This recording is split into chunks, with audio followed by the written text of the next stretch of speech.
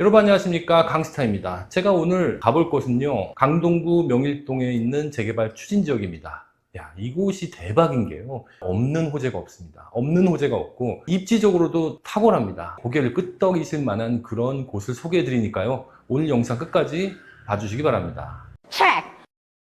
여러분들이 생각하시기에 강동구에서 시세를 리딩한 지역, 어느 지역을 떠올리십니까? 지역 전체적으로 보면은 고덕동이 아닐까 싶습니다. 그런데요, 이 고덕동은요, 크고 작은 어려움 속에서 태어난 도시입니다. 지금의 명품 동네로 되기까지는 크고 작은 어려움이 있었는데요, 재건축 단지들이 많기 때문입니다. 새 아파트가 되면서 그 명성을 유지하고 있는데요, 주공 1단지는 아이파크였습니다. 2단지가 고덕 그라시움, 그리고 3단지가 고덕 아르테온, 4단지가 고덕숲 아이파크, 5단지가 고덕 센트럴 아이파크, 6단지가 고덕 자이고요. 7단지가 고덕 롯데캐슬 베네루체였습니다.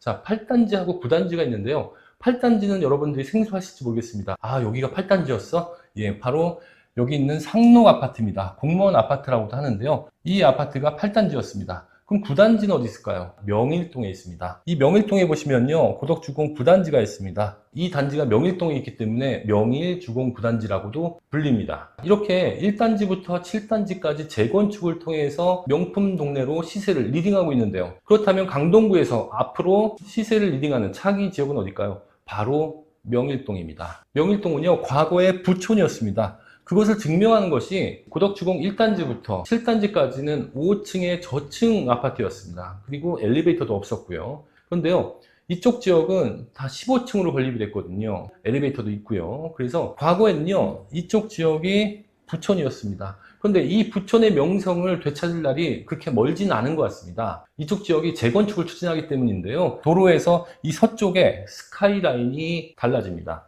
현대아파트가요, 신속통합기획에 선정이 돼서 확정이 됐는데요, 49층으로 건립될 예정입니다. 그리고 그 앞에 보면요, 한양아파트가 있습니다. 이 한양아파트도 이 현대아파트랑 입지적으로 큰 차이가 안 나기 때문에 향후에 49층 아파트가 될 것으로 보입니다. 또한 명일 4인방이라고 불리는 한현 우신중의 우성아파트, 신동아아파트, 그리고 삼익그린아파트, 고덕주공 9단지도요 40층 이상으로 건립이 가능할 것으로 보입니다. 그렇다면요, 여기가 신흥 명품 지역이 될 텐데요, 거기 안에 껴있는 것이 바로 오늘 소개시켜드릴 명일동 재개발 추진단지입니다. 바로 여기인데요. 야, 이곳이요, 입지적으로 기가 막힌 게요, 수요를 끌어당기는 요소들은 다 갖고 있습니다. 강동구 하면요, 유명한 학군이 두 개가 있습니다. 바로 배재학군과 그리고 한영학군이 있는데요, 이 단독주택가는요, 길 하나 건너면은 바로 한영중학교, 한영고등학교, 한영외국어고등학교를 이용할 수 있습니다.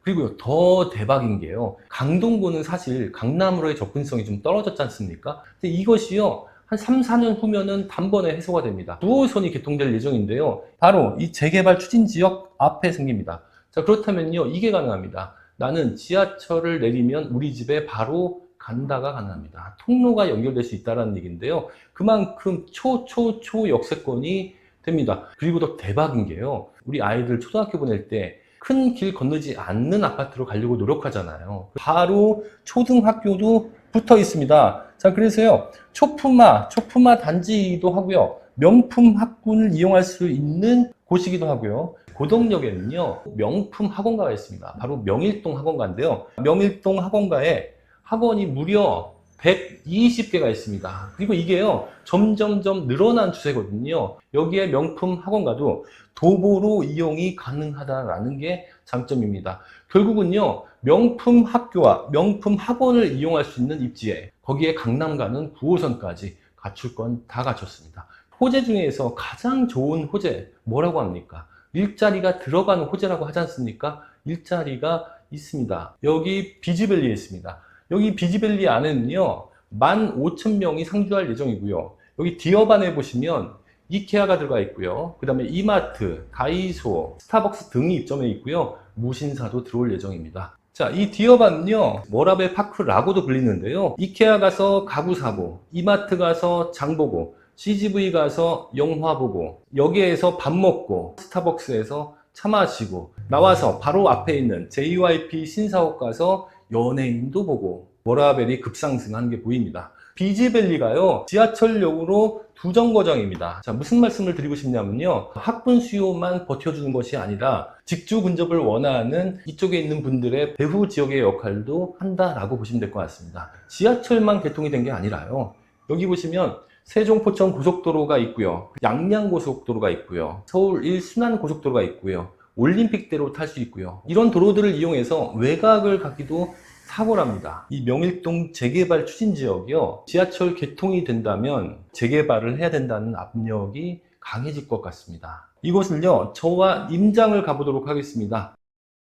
여러분 안녕하십니까, 강스타입니다. 제가 오늘 나와 있는 곳은요, 강동구 상일동에 위치한 한영외고 앞입니다. 이 한영외고와 아주 밀접한 관련이 있는 재개발 추진 지역을 소개시켜 드리려고 하는데요, 새 아파트가 된다면 한영학군의 수요를 온몸으로 받아들일 수 있는 재개발 추진 지역이 되겠습니다.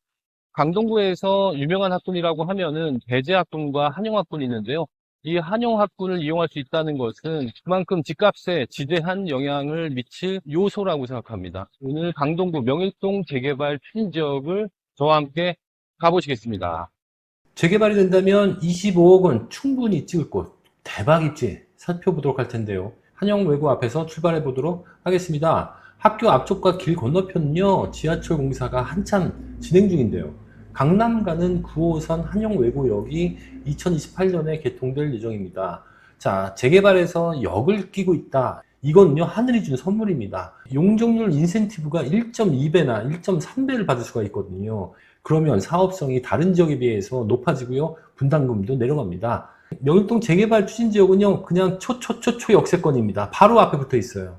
앞에 보이는 지하철 공사 현장 뒤편이 명일동 주택가인데요, 여기에 지역 구성은요, 양옆쪽으로는 상가가 포진하고 있고요, 나머지는 근생을 포함한 주택들이 대부분입니다. 이 일대에 대한 히스토리를 잠깐 설명을 드리면, 이 명일동 단독주택가는요, 1980년도 후반에 조성된 택지개발지구인데요, 이제 40년이 다 되어갑니다. 이제는 재개발을 할 때가 진짜 된 것 같은데요. 자, 여기는 단독주택으로 지어졌기 때문에요, 당연히 단독주택 비율이 월등히 높고요, 택지 개발답게 길은 반듯하니 계획된 도시구나 라는 느낌이 납니다. 또한 대지 지분은요, 약 65평으로 일률적인 사이즈로 지어진 것이 이곳의 특징입니다. 이곳은요, 원래 2006년경에 고덕동과 함께 공동주택 건립을 위한 특별계획구역 26이었습니다. 원래대로 하자면 이곳은 아파트를 건립해야 할 곳이었는데요, 그런데 그 시절에 부동산 경기가 좋지가 않았습니다. 그러다 보니까 주민들이 요청을 했어요. 특별계획에서 풀어달라고. 그래서요, 2018년경에 특별계획구역에서 해제가 되었는데요, 그때 걸려 있었던 건축 행위 제한도 풀렸습니다. 이때부터 신축 빌라를 지을 수 있게 되었는데요, 단 조건이 있었죠. 한 필지당 10세대 이하로만 지어라, 이런 규정이 있었어요, 지구단위 계획상에. 그래서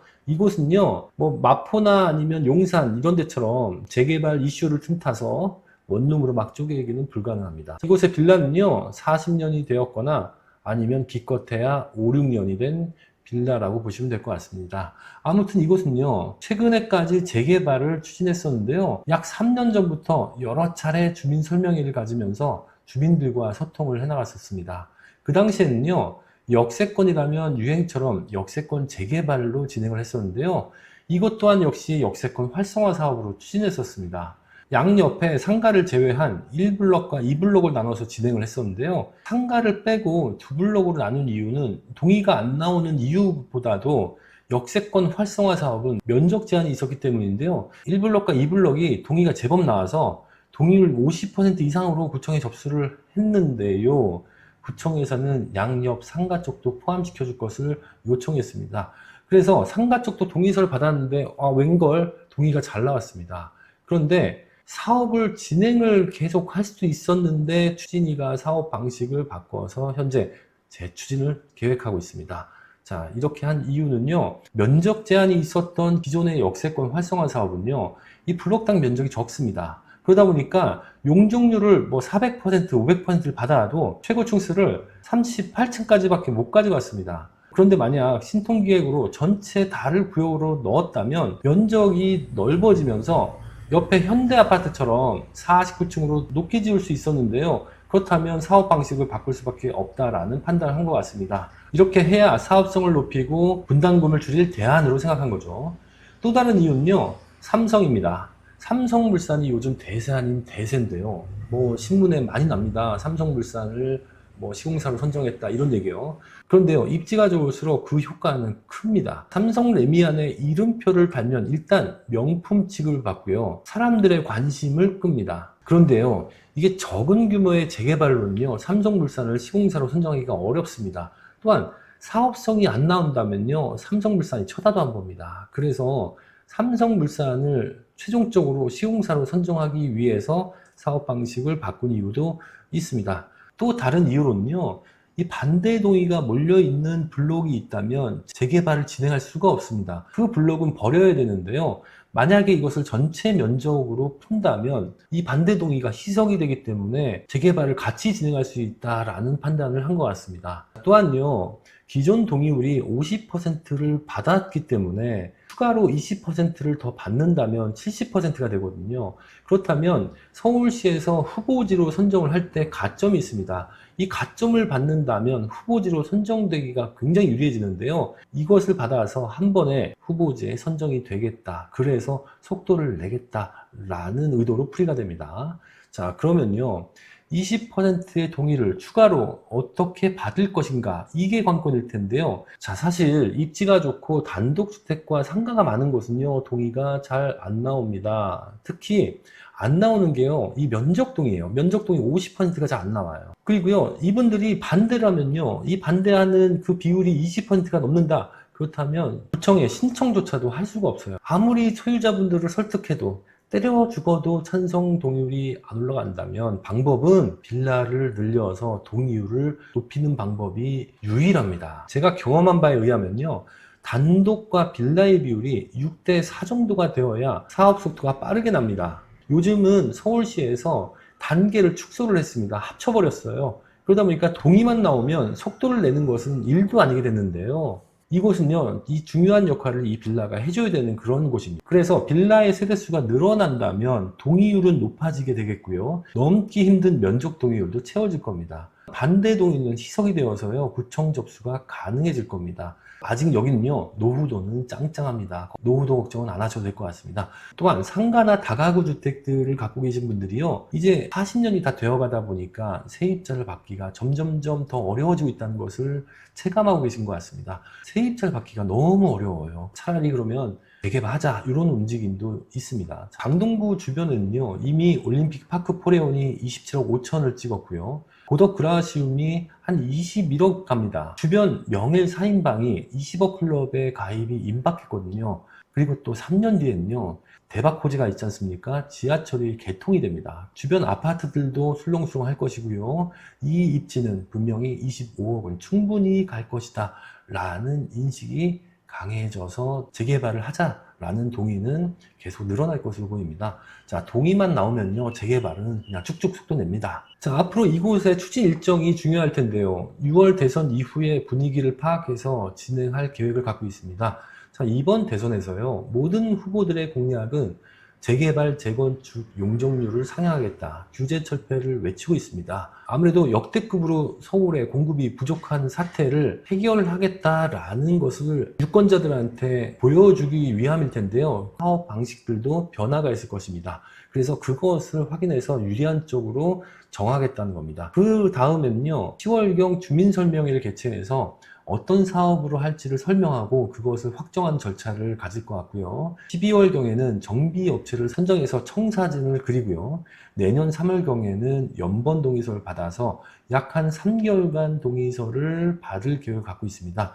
그렇게 된다면 내년 하반기쯤 동의율 70%로 구청에 접수해서 선정까지 이끌어내겠다라는 것인데요, 그 이후에는 건축행위 제한과 권리 산정일이 정해지게 됩니다. 동의서를 걷기 시작하면 빌라의 가격이 오릅니다. 그 이전에 움직이시는 것이 좋겠네요. 계획대로 접수를 하고 난 이후에는요, 지하철 개통이 됩니다. 서울에서 입지가 좋은데 2억 원대 투자처, 찾기 정말 어렵습니다. 제가 눈찍고 찾아봐도 없는 것 같습니다. 가성비 투자로도 괜찮습니다. 이거 투자해도 후회하지 않으실 것 같습니다. 이 외에 궁금하신 사항 있으시면 저에게 전화 주시고요, 구독과 좋아요 꼭꼭꼭 부탁드리겠습니다. 지금까지 강스타였습니다.